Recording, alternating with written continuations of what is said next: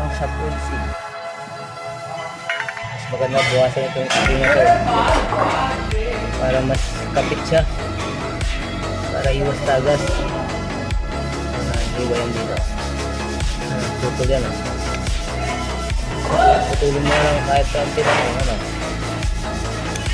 Yan, agos. Tutulin mo ulit.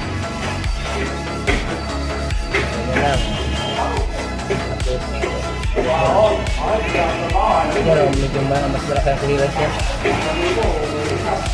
Ano lang. Para mas kapit na kapit yun sa linyar. Para iwas tagas.